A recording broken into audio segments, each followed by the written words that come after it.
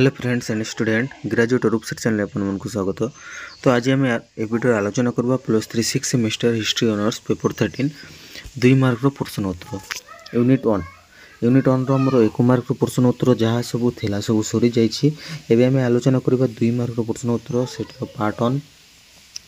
तो आप आम चैनल नुआ अच्छा तो मो चैनल को सब्सक्राइब करनी एमती सब नुआ नुआ वीडियो देखा। तो चलतु आम विलंब नक वीडियो को आरंभ करवा देखा इम्पोर्टेंट प्रश्न जाक कौन कौन दिखाई। चलतु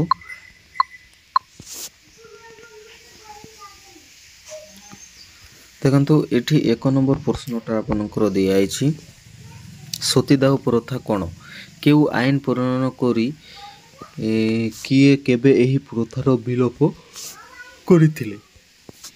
1 नंबर प्रश्नटा तो देखा उत्तर निजर मृत्यु समय चिता नलरे झास देइथिबा स्त्री को सती कहुला।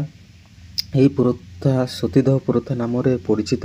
1829 ख्रीष्टाब्द बडलाट लॉर्ड विलियम बेंटिक आईन प्रणयन करी सतीदाह प्रथार विलोप करथिले। 2 नंबर प्रश्न देखिबा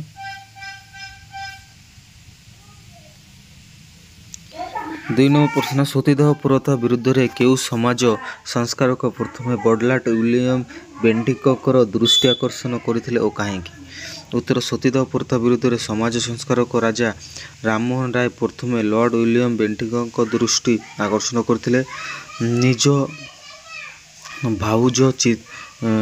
भाउज चिता नलरे झास देइथिबार करुण दृश्य तांकु अनुभूत करथिला जेथिपाई से एही बर्बरोचित प्रथा विरुद्ध रे स्वर उत्तोलन करथिले।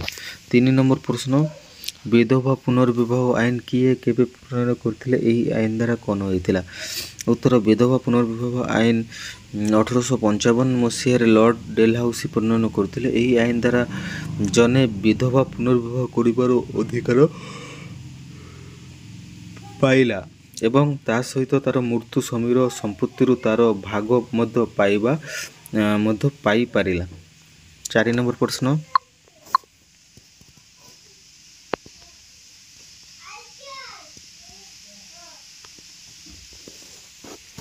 मेरिया कौन लॉर्ड डेलहाउसी यही प्रथार किपरि उच्छेद करथिले। उत्तर ओडिशा और मध्य प्रदेश पार्वत्य एवं बन्या अंचलर आदिवासी माने शस्य क्षेत्र में उर्वरता वृद्धि करिबा पाई नर बोली देउथिले जहा को बोली दिया जाउथिला सही मनुष्य को मेरिया नाम रे नामित करा जाउथिला। लॉर्ड डेलहाउसी यही प्रथा को बेनियम घोषणा करी यह पालन कले अपराधी को मृत्युदंड दिया जिवो बोली घोषणा करथिले।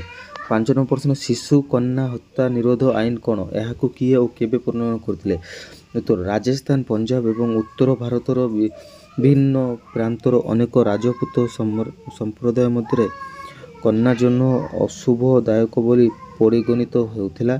विवाह समय कन्या को बहुत परिमाण यौतुक देवाक पड़ता तेणु अति पैशाचिक भाव में शिशु कन्या मात्र जन्म मात्र अफिम पियाई किंबा नदी गर्भ को फिंगी हत्या करा जाउथिला। लॉर्ड डेलहाउसी 1855 मसीह यही प्राथक आईन द्वारा दूरीभूत करी देइथिले। 6 नंबर प्रश्न